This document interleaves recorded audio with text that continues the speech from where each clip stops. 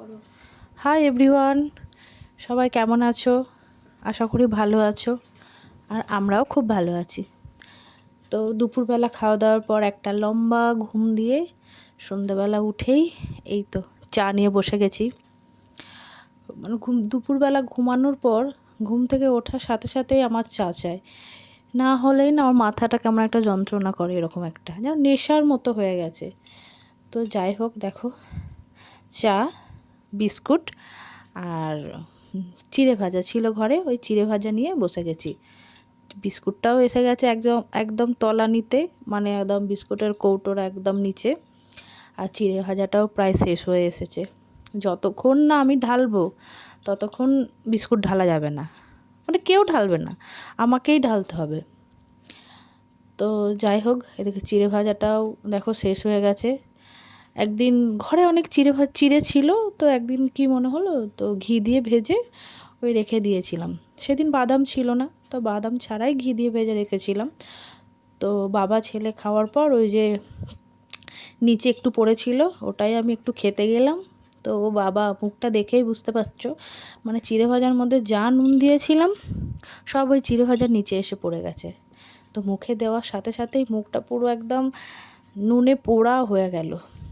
তো চা খাওয়ার পরে আর কিছু সেরকম কাজ ছিল না, ছেলে গেছে পড়তে, আর আমি আর আমার পতিদেব দুজন মিলে টিভি দেখছিলাম। তো টিভি দেখতে দেখতেই দেখছি কারেন্ট চলে গেল। এই গরম পড়তে না পড়তেই শুরু হয়ে গেছে কারেন্ট যাওয়া, কি যে বিরক্ত, ভালো লাগে না। আর এই দেখো আমার পতিদেব যেহেতু নাইট ডিউটি যাবে, ওই জন্য আমাকে বলে একটু মাথাটা টিপে দাও না। তো আমার এই কোলের মধ্যে শোয়ার পরে ঘুমিয়ে গেছে। তো এই যে কারেন্ট গেল, ও কিছুই বুঝতে পারছে না, মানে একদম অঘরে ঘুমাচ্ছে। তো যাই হোক, এদিকে কারেন্ট চলে গেছে, এদিকে বাইরে একদম অঝরে বৃষ্টি পড়ছে। গরম পড়তে না পড়তেই দুটোই শুরু হয়ে গেছে, এক কারেন্টে যাওয়া, এক বৃষ্টি। তো যাই হোক, বৃষ্টি হচ্ছে একটু ভালোই হচ্ছে, যেহেতু গরম পড়ে গেছে, একটু বৃষ্টি হলে ওয়েদারটা আবার একটু চেঞ্জ হবে। তো অনেকক্ষণ ধরেই বৃষ্টি হলো, তারপরে একটু বাইরে আসলাম দেখতে যে কতটা কি জল রাস্তায় দাঁড়িয়েছে বা কিছু। তো দেখলাম না সেরকম কিছু রাস্তায় জল দাঁড়ায়নি, তো একটু বৃষ্টিটা একটু কমেছে। তো তোমরা বুঝতে পারছো নাকি জানি না। তো দেখো এই যে আমি হাতটা দিয়েছি, তো হাতের মধ্যে বুঝতে পারবে যে ঝিরিঝিরি ঝিরিঝিরি এখন বৃষ্টি পড়ছে, হাতের মধ্যে জল দেখো লেগে আছে। তো বৃষ্টি এখন কখন থামবে জানি না। এদিকে আমার রান্না বান্নাও হয়নি, কারেন্ট নেই, রান্না করব কি করে বলো, ছেলেও নেই বাড়িতে। এদিকে ছেলেও চলে এসেছে বাড়িতে, প্রায় এখন বাজে 8:30 মতো। ছেলে বাড়ি এসে গেছে, এসেই বলছে মা কিছু জ্বালোনি কেন আলো। তো ছেলে ছিল না, ওই জন্য দুজনে বসেছিলাম ঘরে, ওই জন্য ফোনের আলোতেই হয়ে গেছে, ওই জন্য আর কিছু জ্বালিনি। তো ছেলে আসার পরেই কোথা থেকে একটা মোমবাতি বের করেছে ছোট্ট মতো, আর ওই দেশলাই নিয়ে বসে পড়েছে। আমি বললাম যে আমি জেলে দিচ্ছি বাবা, তো বললো না আমিই জ্বালবো। তো একটা মোমবাতি জ্বালতে গিয়ে দেখো না কতগুলো দেশলাই শেষ করে।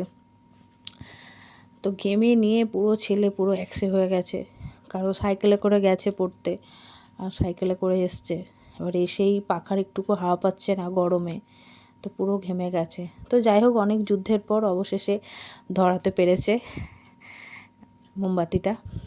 আর ওদিকে আমিও এই অন্ধকারের মধ্যেই ওই মোমবাতিটা নিয়ে গিয়ে আমি ওদিকে একটু ঘুগনি করব বলে মটরটা প্রেসারে দিয়ে দিলাম, কারণ যেহেতু খাওয়া দাওয়া করে ডিউটি যাবে না, আমাকে তো আমার রান্নাটা তো করতেই হবে, কিছু তো করার নেই। তো যাই হোক, আমার ভাগ্য খুবই ভালো, মটরটা দিয়েছি গ্যাসে সিটির জন্য, বসিয়েছি, আর এদিকে কারেন্ট এসে গেছে। অন্ধকারে কি করে রান্না করব বলো, কিন্তু তাও করতে হতো, কিছু করার নেই। তো যাই হোক, কারেন্টটা এসে গেছে, পুরো ঘেমে আমি একদম একশো অবস্থা। তো রান্না আজকে করব ঘুগনি আর রুটি। তো যাই হোক, আমার রান্না বান্না কমপ্লিট, আমার বড় চলে গেছে ডিউটিতে, ছেলের আমার সবার খাওয়া দাওয়াও হয়ে গেছে। তো চলো আজকের মতো ভিডিওটা এখান পর্যন্তই, টাটা, সবাই ভালো থেকো, সুস্থ থেকো।